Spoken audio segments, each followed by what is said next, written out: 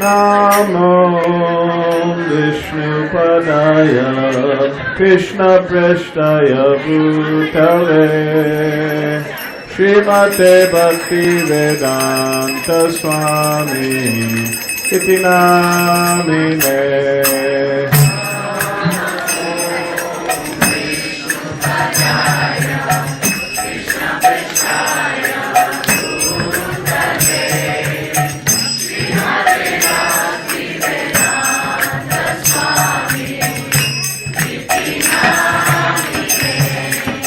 Namaste Saraswati Deve Gauravani Pracharine Nirvishesha Shunyavadi Paschatya Deshatarine.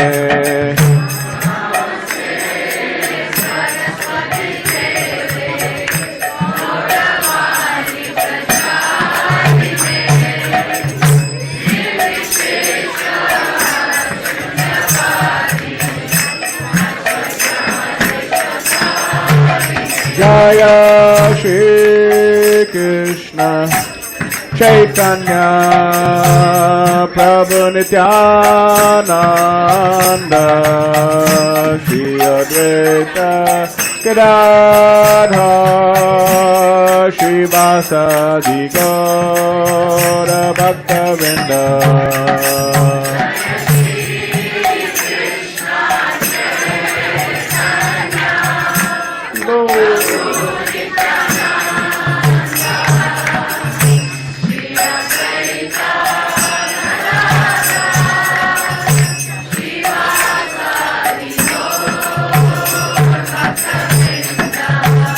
Jaya Shri Krishna Chaitanya Prabhu Nityananda Shri Advaita Gadadhar Shri Vasadi Gaura Bhaktavinda.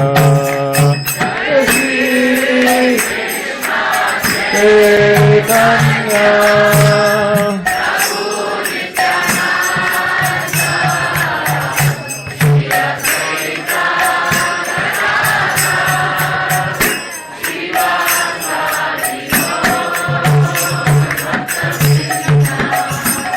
Jai Shri Krishna Chaitanya Prabhu Nityananda Shri Advaita Gadadhar Shri Vasadi Gaura Bhaktavinda.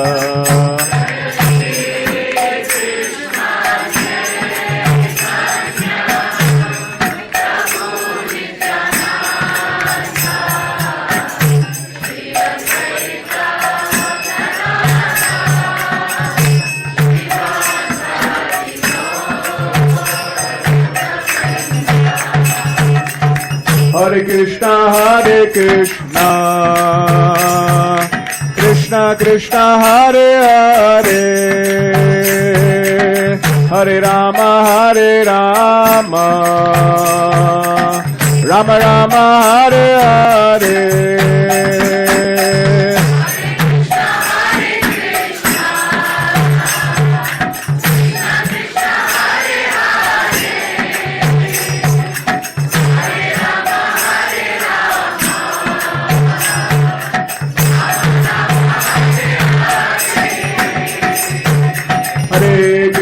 Hare Krishna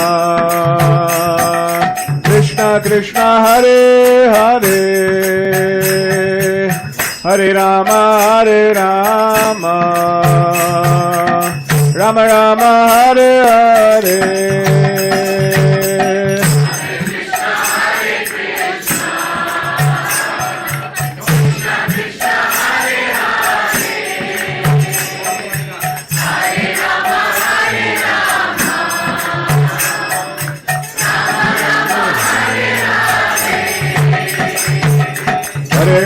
Hare Krishna Krishna Hare Hare Hare Rama Hare Rama, Rama Rama, Hare Hare.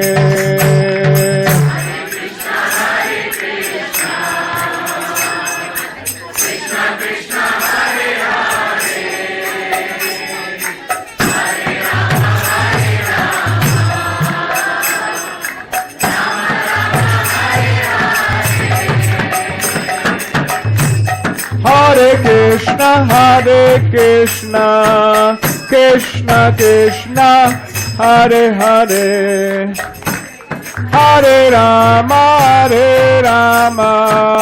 Rama Rama, Hare Hare.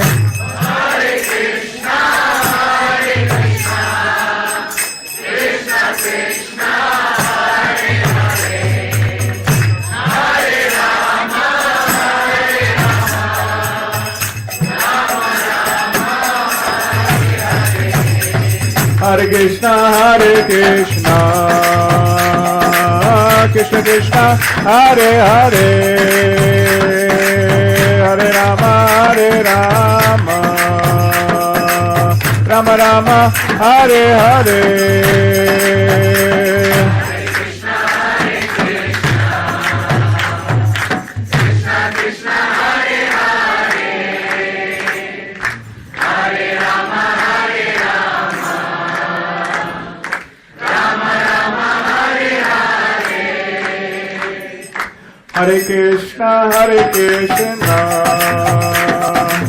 Krishna Krishna, Hare Hare,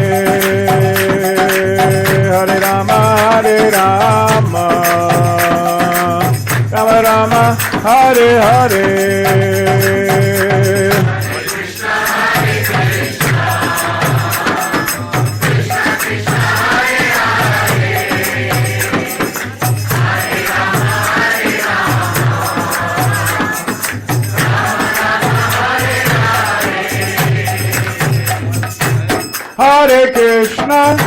Hare Krishna, Krishna Krishna, Hare Hare, Hare Rama, Rama Rama, Hare Hare.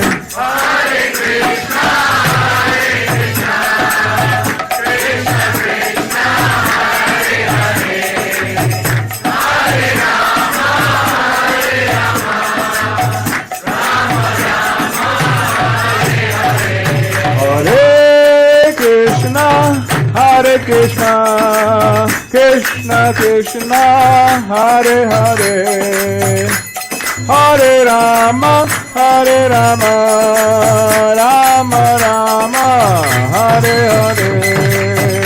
Rama Rama, Hare Hare.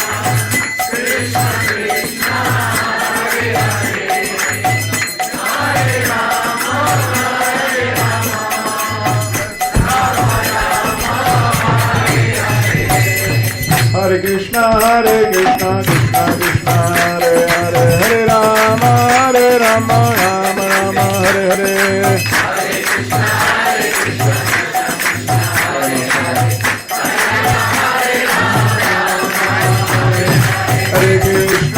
Krishna Krishna, Hare Hare, Hare Rama, Rama Rama, Hare Hare.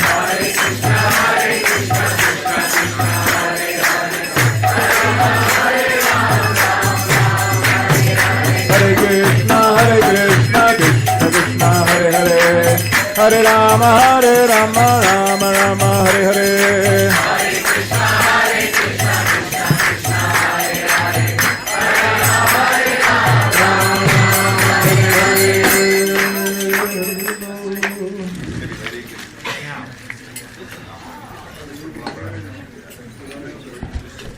Hare Krishna.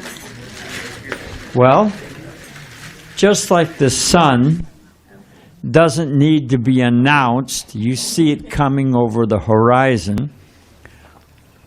Many of you know Radhanath Maharaj as a good friend and a good advisor. He's one of the senior monks in our worldwide society of ISKCON. If I were to delineate or list the many wonderful things that he's accomplished, opening temples, writing books, making hundreds and hundreds of disciples. He was a member for many, many years of our international governing body, and he has for a number of years visited us in this little corner of North America down here by Mexico. So we're very fortunate to have Radhanath Maharaj here tonight. Take advantage of his association while he's speaking. Think of some questions that will stimulate the conversation. And I don't want to take up too much more of his time, but we're very fortunate. What should we do, Balaram? Should we say a big Hari Bol? Should we? You do it. Give him the mic, and we'll lead us in an auspicious welcome. Yeah, but we'll do a Hare Krishna mantra. Right. There we go. All right, everyone. So we will chant Hare Krishna together, very loudly. Hare Krishna, Krishna Krishna, Hare Hare, Hare Rama, Rama Rama, Hare Hare. And thank you for coming, Maharaj. Thank you, Maharaj.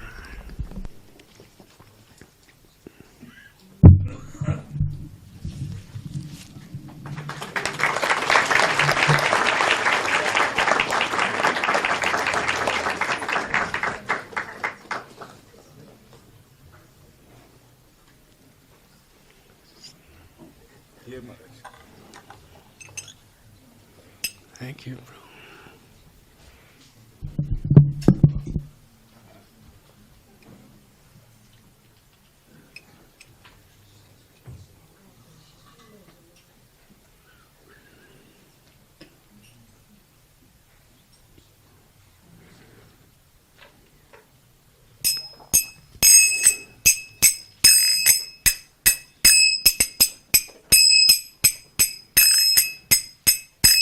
Jaya Radha Madhava Kunja Bihari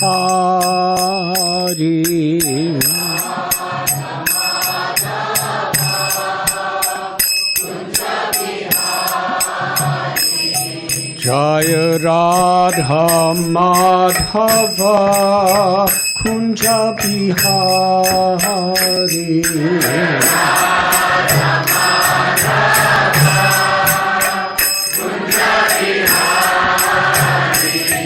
Jaya Gopi Jana Vallabha Girivardhari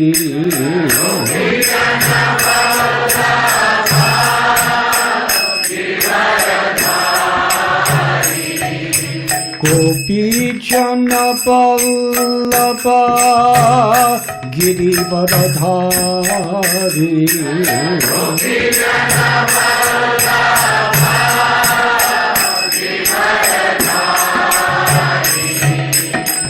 Yashodanandana Braja Janaranjana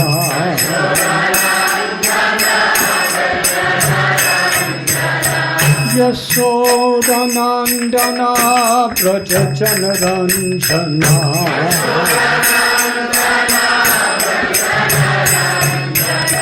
Jamuna Thira Vanachari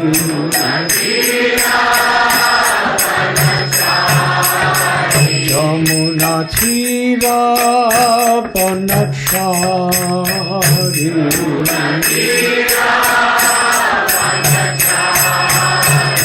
Jaya Radha Madhava Kunja Bihari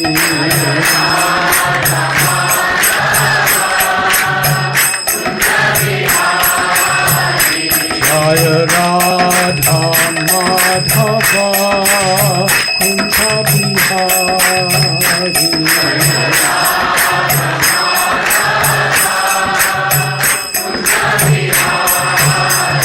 Jaya Gopi Jana Vallabha Giridharadhari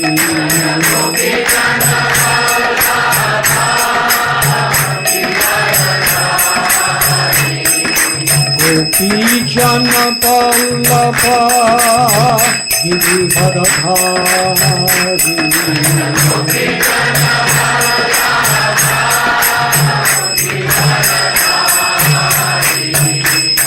Yashodanandana Braja Janaranjana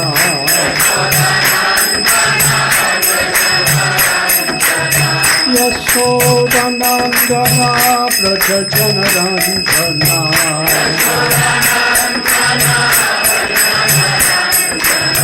Jamuna Tira Vanachari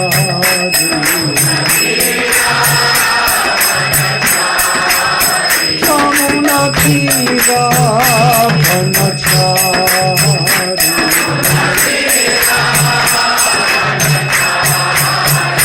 Jaya Radha Madhava Kunja Bihari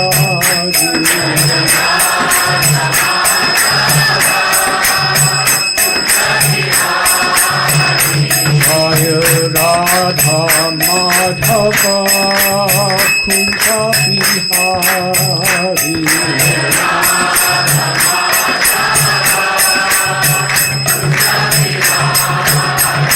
Jaya Radha Madhava Kunja Bihari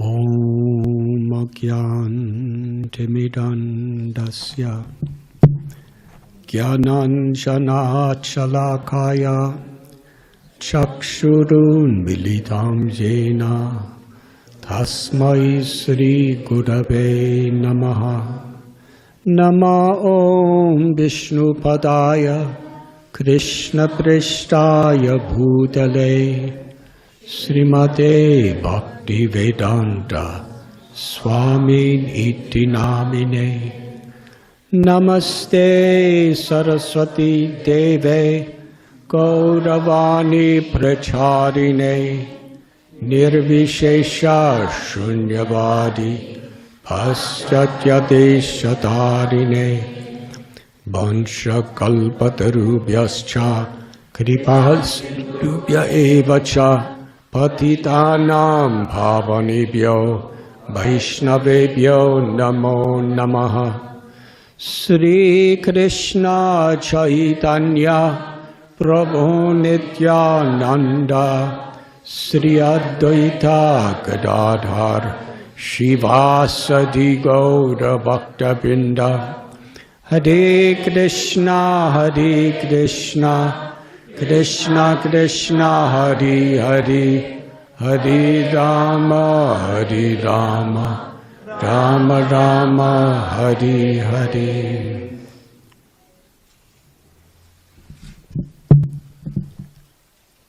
I am sincerely grateful to be among all of you in this special city of San Diego. Thank you for taking your precious time to come here to Sri Radha Giridhari's very beautiful temple. My special gratitude to His Holiness Bhadri Narayan Swami Maharaj for dragging me here.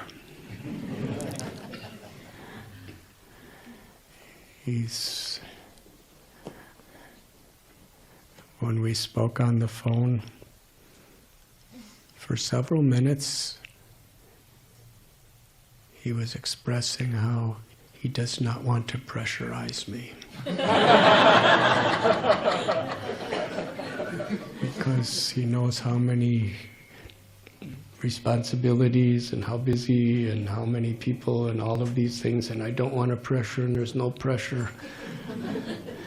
And then he told me I must come.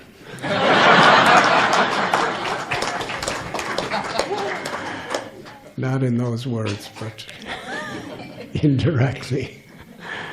And I'm so grateful for him for bringing me.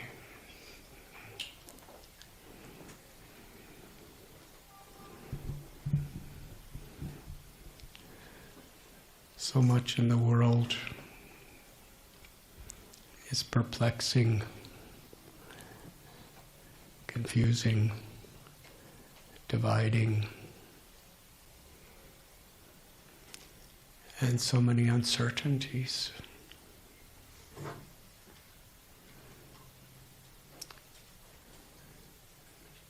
Wars, earthquakes, droughts, floods,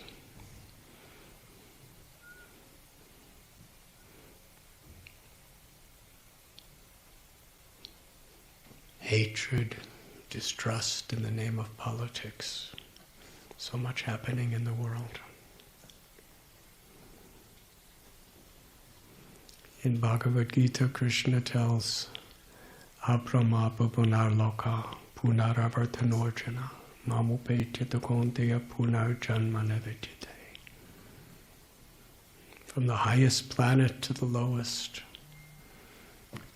everything's changing. Everything's temporary. Nothing is really stable. Janma mrityu jara vyadhi.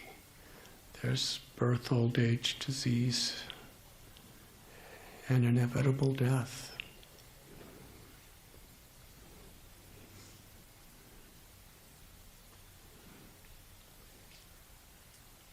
Is Krishna optimistic when he says these things, or is he pessimistic? He's actually transcendental. Because these things are inevitable. Padam padam yad vipadam natesham. Srimad Bhagavatam tells this is a world where there is danger at any step. And this holds true whoever we are, whatever our faith, whatever our social position, whatever our intellect or influence, there's danger at every step. That's just how this world was constructed. But what is transcendentally optimistic is it all has a purpose. And we can become so disturbed, distracted, when we're passing through the inevitabilities of life and we don't understand the actual purpose in which we're doing it.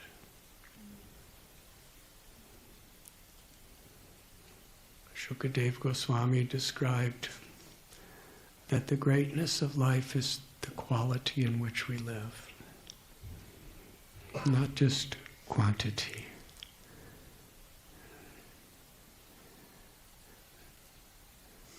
Some years ago I was in California and there was a bus of youth of our Krishna movement. And I was invited to go on the bus with them. And we went to Northern California, to a place called Kings Canyon. Has anybody ever been to Kings Canyon? Please raise your hands. Well, just to see who's awake. How many have not been to Kings Canyon?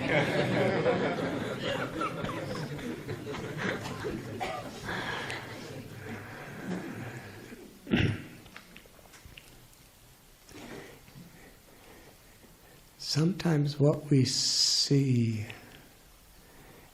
is based on the influence of the people we're with. Srila Prabhupada gave the example that nobody sees anything in the same way, because we see it according to our state of consciousness. What is our experiences? What is our conditionings? What is our desires? What is our fears? And everyone is unique. It's a beautiful thing in life that every living being is unique. There's no two persons of any species that see things exactly the same. And Srila Prabhupada explained, it's like if you have yellow-colored glasses, everything looks yellow. Green-colored glasses, it's green. Purple-colored glasses, it's purple. And if you have clear-colored glasses, you see it the way it actually is. But we think what is according to how we're influenced.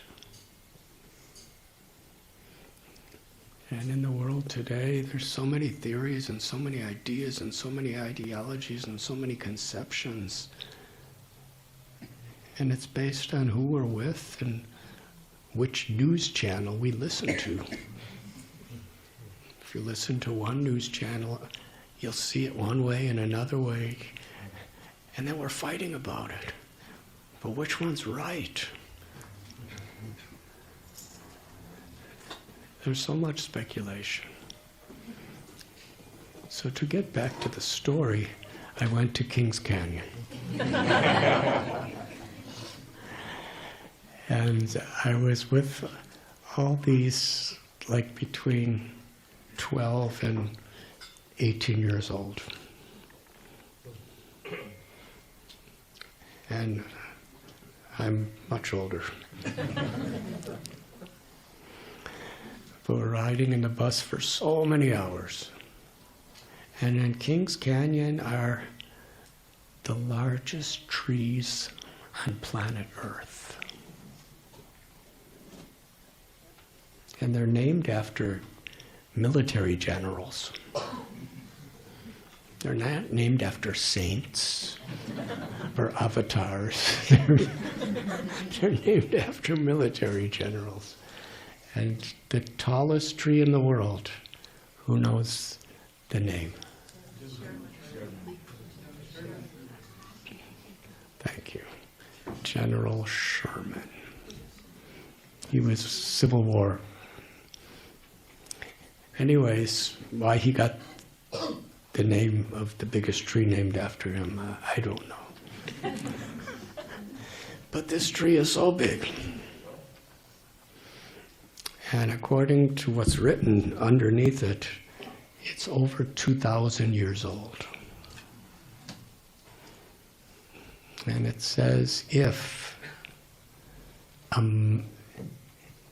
mouse looked up at a 6-foot man, it would be the same experience as a 6-foot man looking up at General Sherman.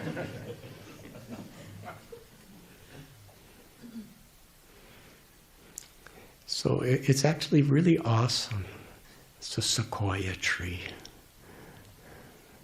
It really is the majestic power of nature. It's such an opulence. So we're all we were doing kirtan when we went to the tree, and then we were all just looking at it. And I asked,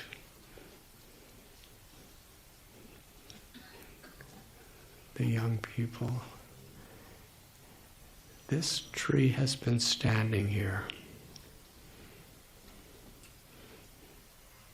We went there about 25 years ago. This tree was standing here before Jesus Christ was born. This tree was standing here when the Roman Empire was ruling Europe. This tree was here.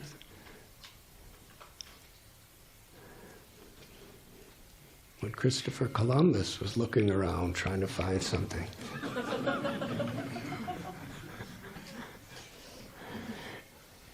It was here before the Revolutionary War, before the Civil War, before World War I, before World War II, before the Korean War, before the Vietnam War, and before all these other wars, before the Great Depression.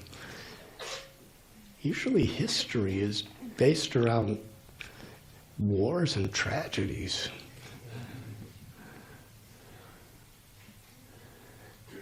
Now, if this tree could speak human language, the same soul, the same Jivatma is in that tree, experiencing life for over 2,000 years. What would be the message of the tree for us?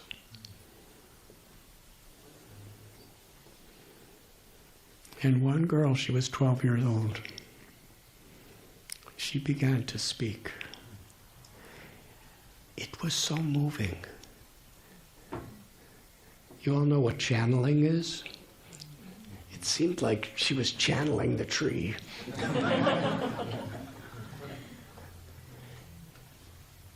She began to cry. She was so emotional. And she said, the tree is telling humanity, why are you wasting your time? Why are you so prone to distractions? I've been here 2,000 years. You may live 70 or 80 years. Your lives are so short. It is so insignificant. Why do you waste your precious time fighting over insignificant, irrelevant things? Why are you so disturbed about all of this? There's a higher purpose in life. To know the soul and to know God.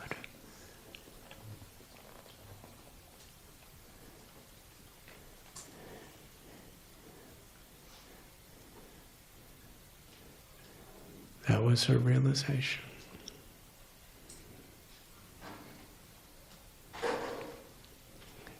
And it's such a good lesson. Why do we get caught up with all these perplexities and complexities?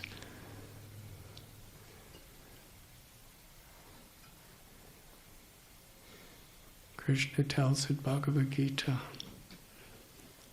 the basis of truth is to understand that we're the eternal soul and we're part of God.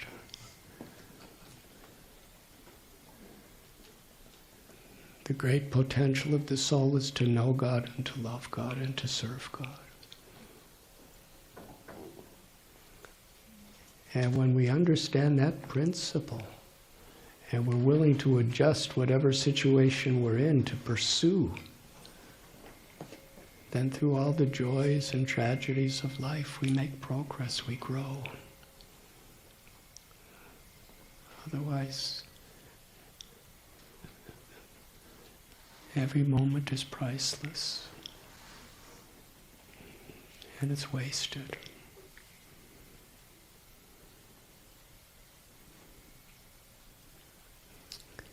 Just recently I was at a university in Boston. I was asked to speak, and I told a story that I'd like to share with you.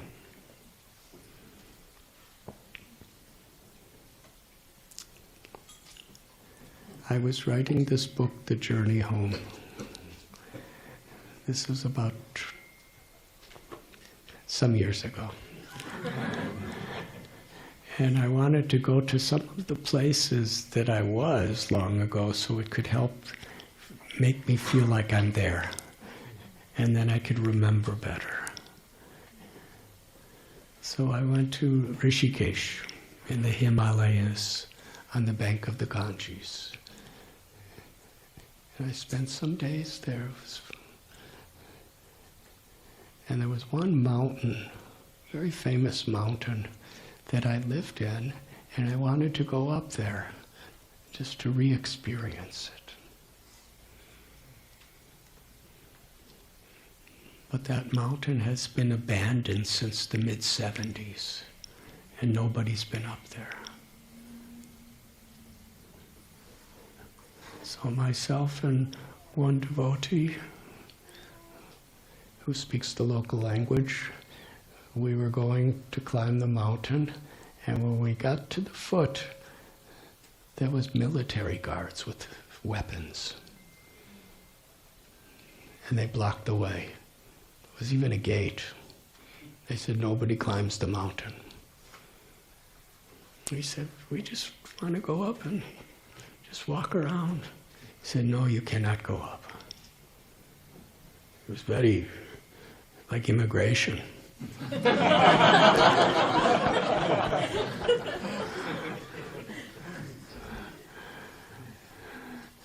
And not polite.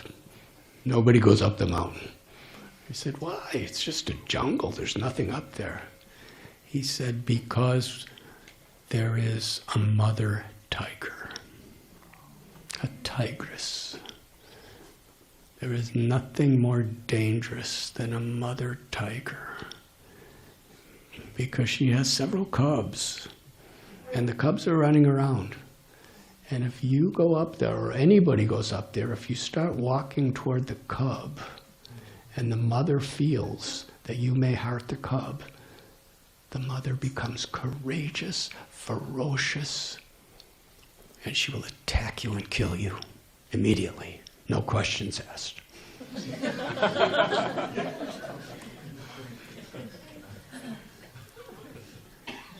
So we're down here with we won't even go up there with our guns because she's so dangerous.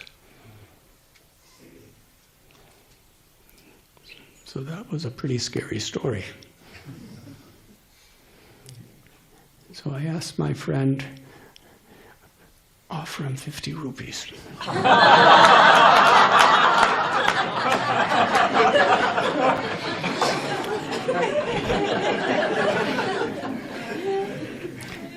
It's like, $3 or something. So he offered him 50 rupees.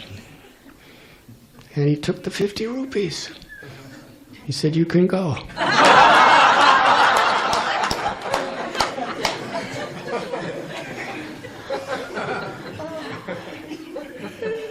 And we asked, what about the tigers? He said, she won't bother you, you're a holy man.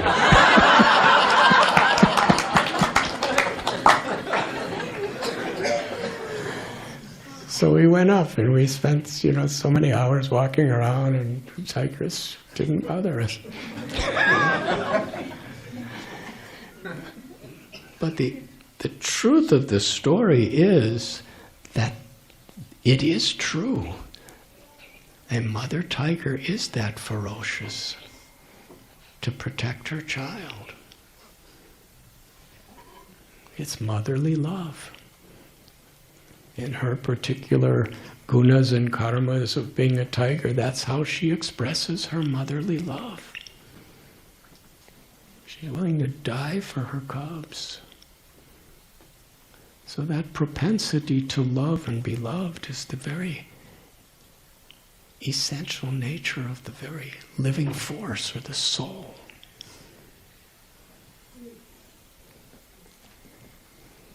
And this wonderful durlabhamana janma lobhya samsare, this valuable, rare human life is an opportunity to make progress toward reconnecting with our own true self, with our own soul,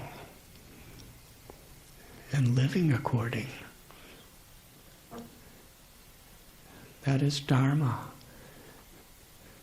Srila Prabhupada describes there are so many religions which are types of faith, but at the heart of every religion is Sanatana Dharma.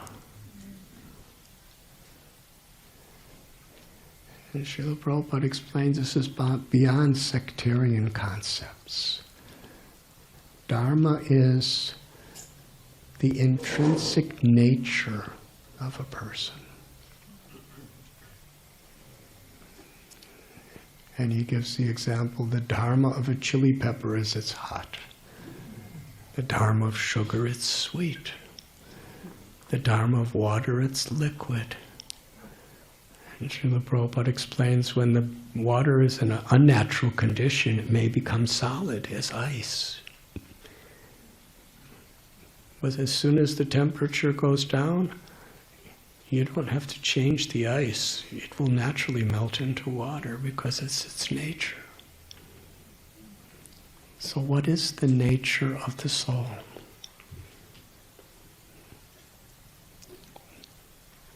To serve. When the soul is in this body, it's serving the body, it's serving the senses, it's serving the mind, serving our relatives, serving our nation, serving the government. We're forced to serve. When we're hungry, we have to serve our hunger. When we're thirsty, our thirst. When we're angry, we're just serving that propensity for anger. Nityo nityanam chaitanas chaitananam. We are all dependent.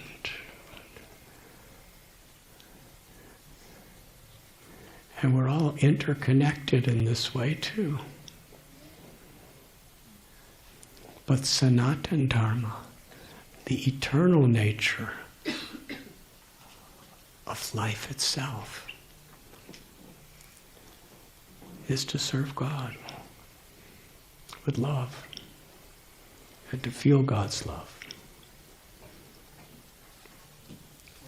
And it is that Sanatana Dharma to cultivate, to awaken, to grow in that love. That is the purpose of life.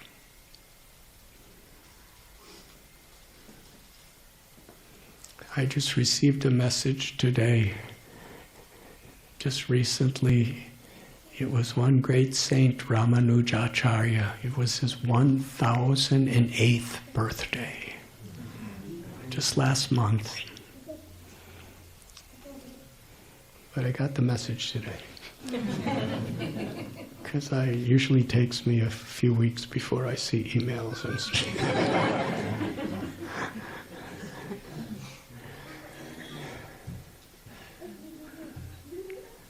1008 years Sripad Ramanujacharya lived in this world. And even to this day he has tens and millions of followers who remember him every year, who take care of his temples and his projects that he created, and who follow his teachings. And our own beloved Guru Maharaj often quoted from Ramanujacharya. So I'd like to just share one story, but it may become more.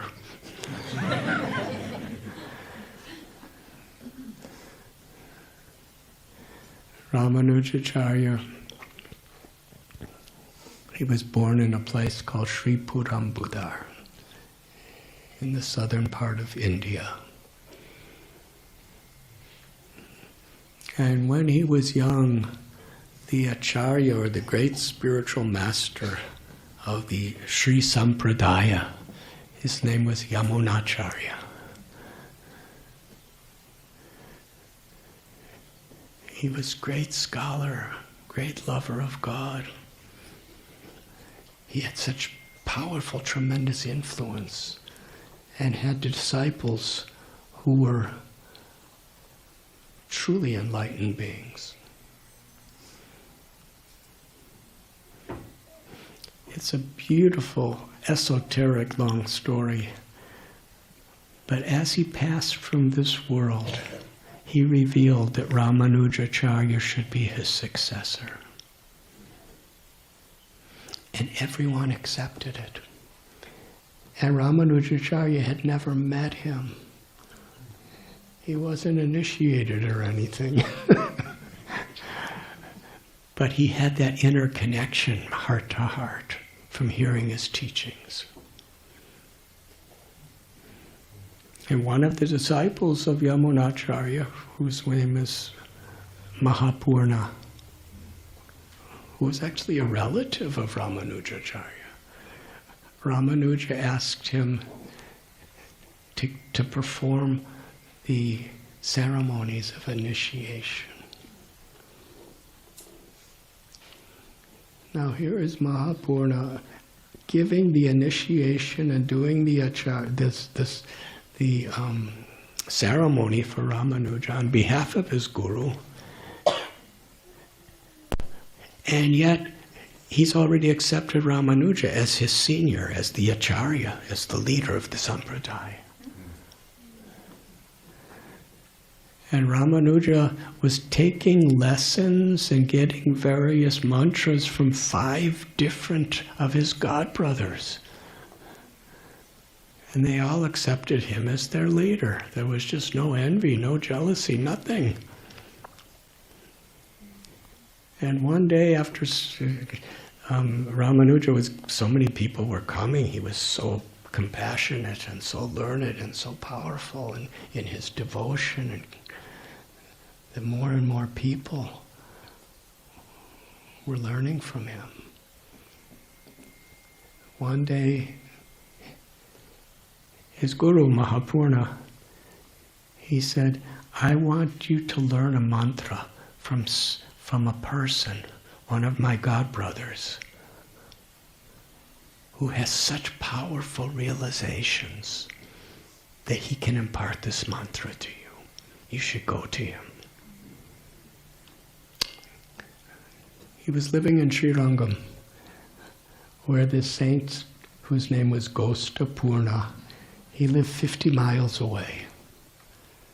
So Ramanuja, in those days there was no Ubers. There wasn't even rickshaws in those days. He walked. He walked 50 miles to this holy city. And he met with Gostapurna, and very humbly, Ramanuja's the acharya, he's the leader of the sampradaya. He bows down, prostrated before this elderly saint, and says, my guru, Mahapurna, your godbrother, wanted me to receive this sacred mantra from you. And Gostapurna said, I'm not interested in giving this mantra to people. I don't see anyone in this world who's qualified to receive it. It's very high, very pure, and you have to be very pure to receive it. So, come back another time. So Ramanujacharya just bowed down. He didn't say, oh, I'm the acharya, you must do what I say. He bowed down and felt, I'm not qualified, and he went back. And soon after that, there was a festival in Srirangam, and Gostapurna came for the festival, and the pujari of the deities told Gostapurna that the deity is telling you, you must give this mantra to Ramanuja.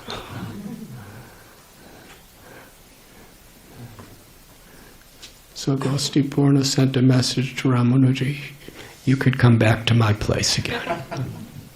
So we walked 50 miles.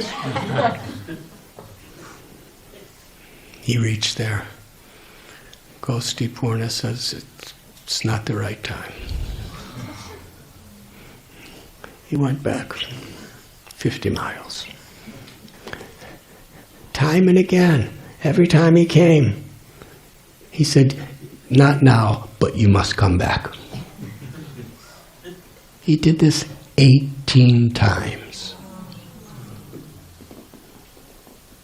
It's 100 miles round trip. So 18 times 100 is?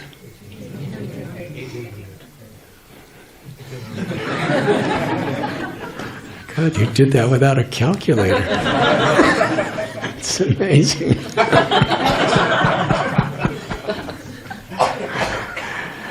1,800 miles. He's walking back and forth and he's never complaining. He's just thinking himself so unworthy. Because he understands the value of it.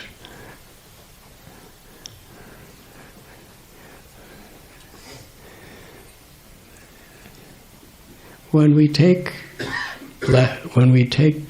blessings, realizations, and grace cheaply, then we have this tendency to expect.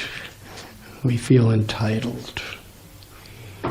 The sense of entitlement can really be the cause of so much distress, not only for ourselves, but distress that we cause others.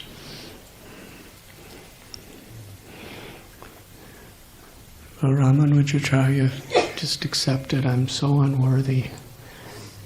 And one time at Sri Rangam, after 17 times back and forth,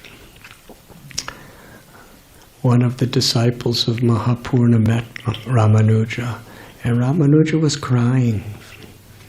He said, I've been back and forth 17 times, and Gostipurna is such a great man.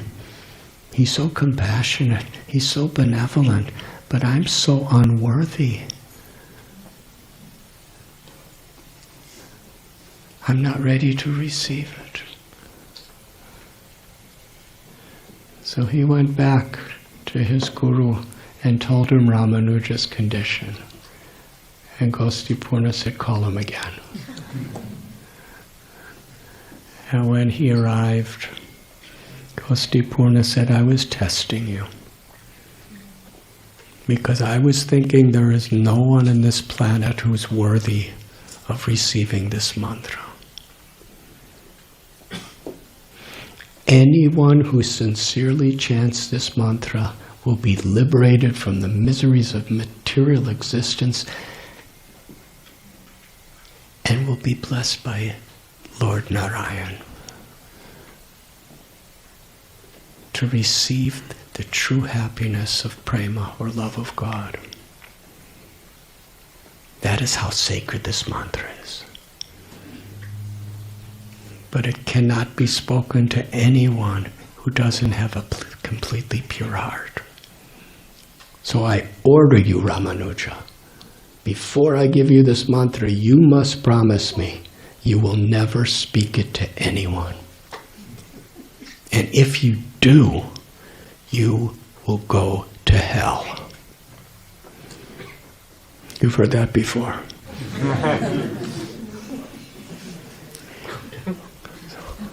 So Ramanuja submissively heard the mantra. He received it. And he was feeling so deeply, deeply grateful to his guru and so deeply grateful to Krishna. And he was going to spend the night in that village before going home to Sri Rangam.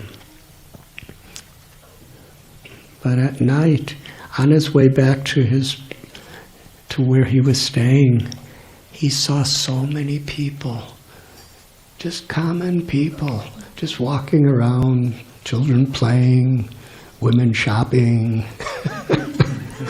men, working, people gossiping, whatever people do. He just saw everybody. And the effect of this mantra on him, it caused him to feel such deep, profound compassion upon everyone. The symptom of loving God is we see every living being as a child of God. And we see the ignorance of people bereft of that love with great compassion. Paraduka Dukhi. Srila Prabhupada quoted Lord Sri Chaitanya Mahaprabhu. that the characteristic of a person who's actually enlightened with love for God, with Krishna Prem, is that another person's suffering becomes my suffering, and another person's happiness becomes my happiness. There's the happiness of the body and the senses, the happiness of the mind. Then there's the happiness of the heart and the happiness of the soul. And when we understand that we are in this body, but we are the eternal soul, knowledge is to seek the happiness of the soul and to harmonize the needs of the body and the mind with the dharma, or the nature of our soul. Which means to harmonize our body, our mind, our heart, our everything with loving service to the Lord, because that's the nature of the soul. Ramanuja was seeing all these people. Some were happy, some were miserable, but he saw them all bereft of the only thing of true value. So the next morning he went to the town and he called out very loudly, "I have priceless gems. I have invaluable jewels that I'm going to give freely to everyone. Come to this temple tomorrow in the courtyard." And the word spread that Ramanuja, who's already a very famous person, he doesn't lie. He's going to give out free jewels to everyone. How many people you think came? Everyone came.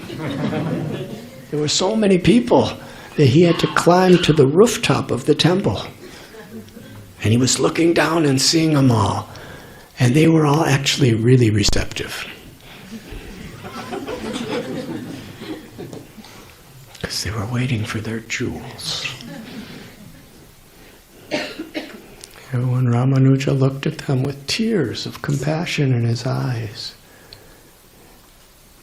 he called out that you are all more dear to me than my life itself.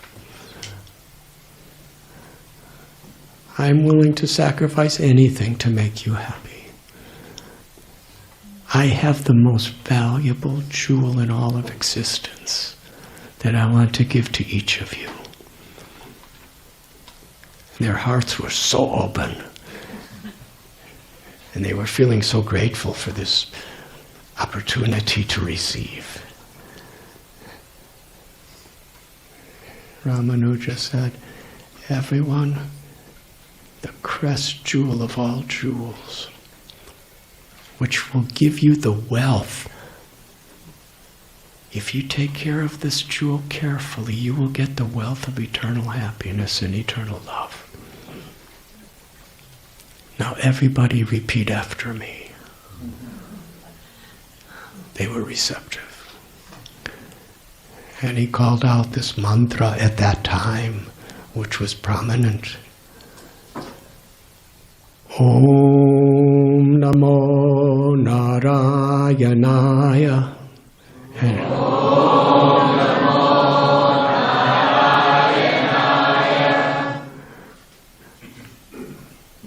He said, we will chant 3 times, everyone loudly, from your heart, from your souls. Om Namo Narayanaya. Om Namo Narayanaya.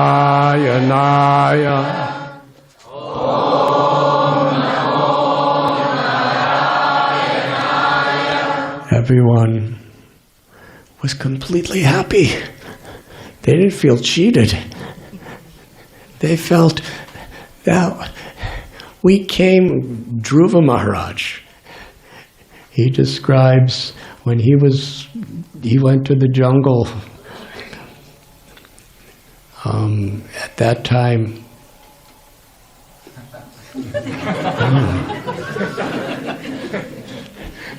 This is It's reverberating.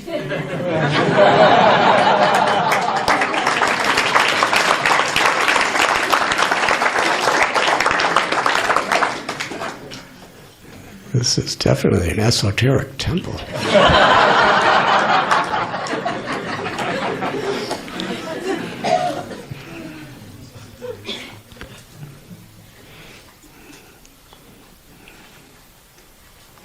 Dhruva Maharaj, he was broken-hearted because his father, he felt, totally betrayed him. His stepmother just crushed his heart with harsh, cruel words. His mother was just helpless and pathetically helpless. So he left home. He was only 5 years old because he wanted a kingdom greater than his father or grandfather or great-grandfather. It's like Lord Brahma. He wanted a greater kingdom than them, and he was determined to have it. And Narada Muni, he gave Dhruva Maharaj the mantra Om Namo Bhagavate Vasudevaya. And he chanted that mantra and became purified. And through chanting that mantra and following Narada Muni, his guru's instruction, he saw Lord Vishnu. And upon seeing Vishnu, love for Vishnu awakened in his heart. And then Krishna asked him, now, what would you like? I will fulfill any desire. And Dhruva said, I came looking for broken pieces of glass, but I have achieved the diamond of your loving service. The only thing I desire is to be the servant of the servant of the servant of your servants.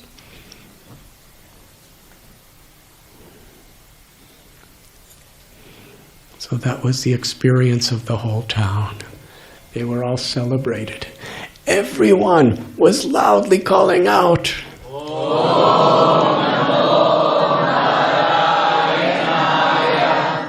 it was, and it was reverberating everywhere. And it started reverberating in Gostipurna's ashram. The secret mantra that he never gave to anybody. Now he's hearing it echoing in all directions. People are dancing around singing it. The most common people in the streets. And he asked one of his disciples, what's going on? He said, Ramanujacharya has given the mantra to everybody.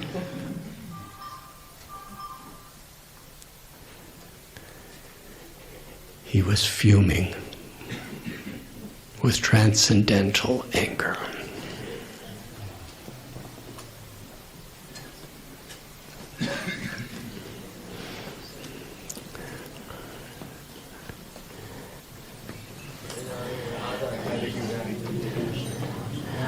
Ramanujacharya was so happy to have performed this service. You know what he did? He went back to his guru's ashram to thank him for giving him the mantra so he could give it to everybody. So he came to the ashram, and Ramanujacharya did his Dandavat pranams. He bowed down and tried to put his head in the feet of Gostipurna to thank him, and Gostipurna was, you rascal! You defied my instruction. I ordered you not to tell anyone. No one is qualified, and you've told everyone. You've ruined everything. Who do you think you are? Get out from here. I don't ever want to see your sinful face. For what you have done, you have condemned yourself to hell.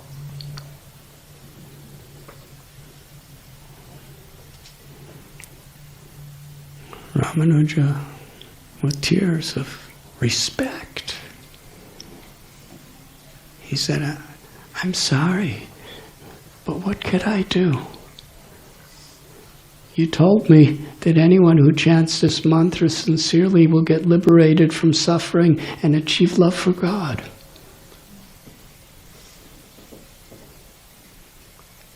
What a great thing. All of these thousands of people will go to Vaikuntha. And one insignificant person like me goes to hell so that they could all go back to Godhead. That's glorious. It's such a tiny little small price for a little man like me to go to hell so all these people could go back to Krishna. When Gostipurna heard this, he cried. He said, from this day on, you are my guru. You have taught me what it means to love God. This compassion is the true expression of love for Narayan. Gostipurna bowed down to Ramanuja's feet. Ramanuja bowed down to Gostipurna's feet. Gostipurna embraced him. You are like my father. Ramanuja said, no, I'm nothing. Gostipurna says, your sacrifice for the well-being of all these people, you are most dear to Krishna. Ramanuja said, no, you are most dear to Krishna. I was only delivering your message and your grace. That is my only qualification. That was their interaction. And here we are, 1,008 years later, still telling this story. And our beloved Guru Maharaj Srila Prabhupada told this story too. Sri Chaitanya Mahaprabhu, he came with this Hare Krishna Maha Mantra. The mantra that includes all other mantras. In this age of Kali, the Upanishad describes it is the most powerful and effective medicine to awaken this love for Krishna. And at the time of Sri Chaitanya Mahaprabhu, when he was spreading this Hare Krishna Maha Mantra, there were also Brahmins who were very angry at Srivas and Advaita and everyone because they were chanting this mantra out loud and they were giving this mantra to everyone.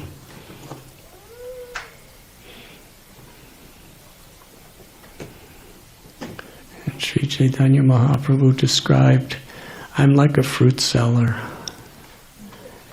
and I have these fruits of Krishna Prema, love of God.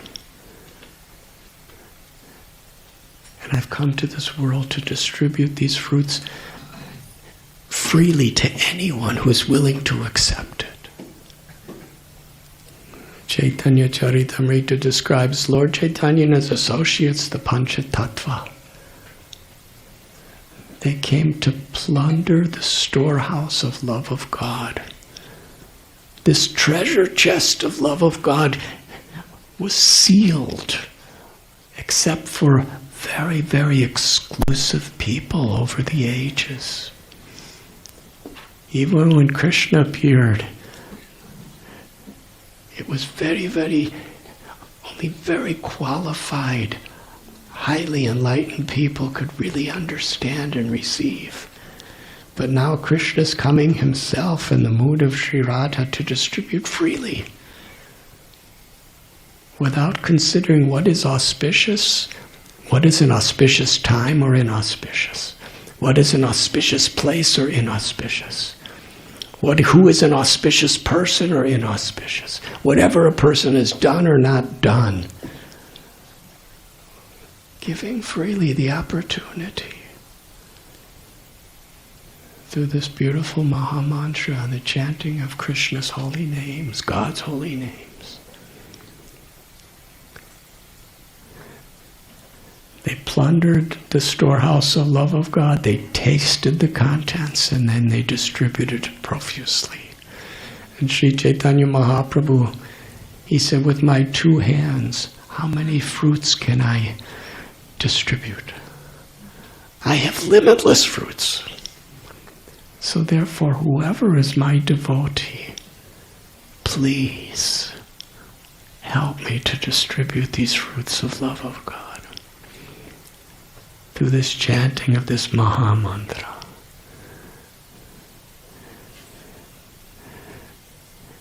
And our beloved Srila Prabhupada, how much risk and sacrifice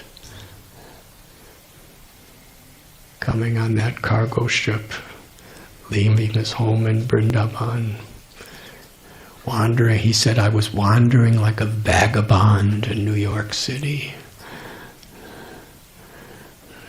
And you met him in 1966? 67 and 26th Avenue. One of the senior-most devotees in all creation is here.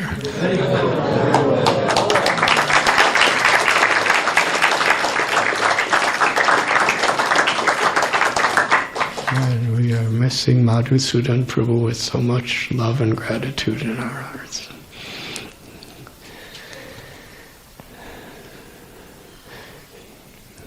He had so much faith in the holy names of the Lord. Why would anyone, he wasn't just trying to start a movement, he was assisting Lord Chaitanya in distributing the fruits of love of God through this Hare Krishna mantra.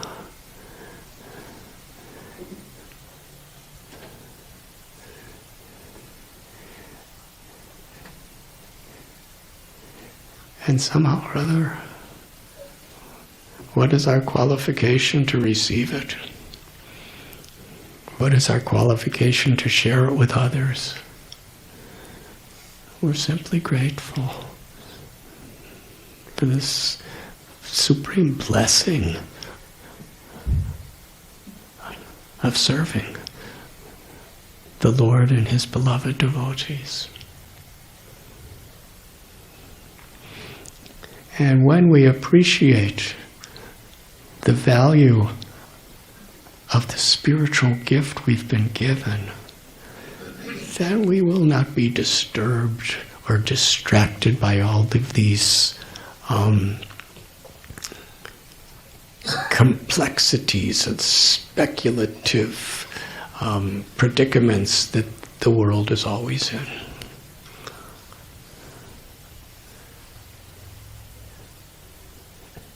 It's like in a stormy ship, when there's a good anchor, the ship remains afloat and steady.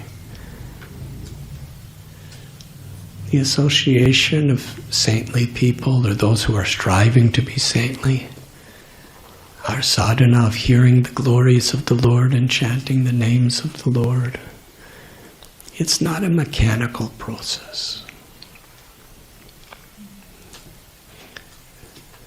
It's very interesting. Srila Prabhupada didn't just tell us to do it. He told us to do it sincerely. So many times he would plead with devotees, take this Krishna consciousness seriously. Be sincere. And in one beautiful purport of Sri Chaitanya Charitamrita, in the teachings of Sri Chaitanya Mahaprabhu to Sanatana Goswami, Srila Prabhupada explains, Krishna Prema, love for Krishna, is the rarest of all things. Why it is so rare? because he can never achieve it. We can only, Krishna gives it by his grace. If he's not pleased to give it, there's no way for anyone to ever access it. And when Krishna gives it, when he gives love for God, Krishna becomes subordinate to that devotee's love. So it's very rare.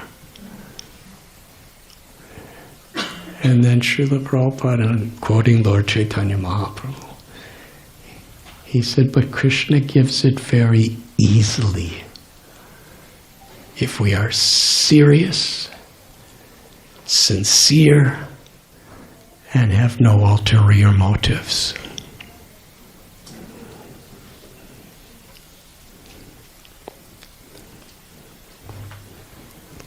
Sincerity means we're practicing with character.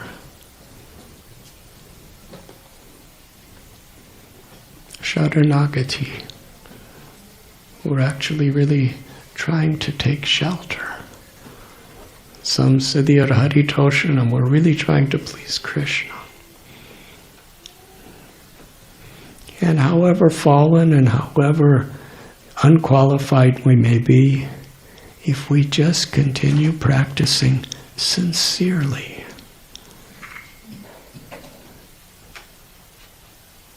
striving to take shelter of the holy names in a mood of a servant of a servant of a servant, striving to resist our ulterior motives. Manmana bhava mad bhakto majam. Krishna promises he will give himself if we chant the holy names and serve the Lord and his devotees sincerely.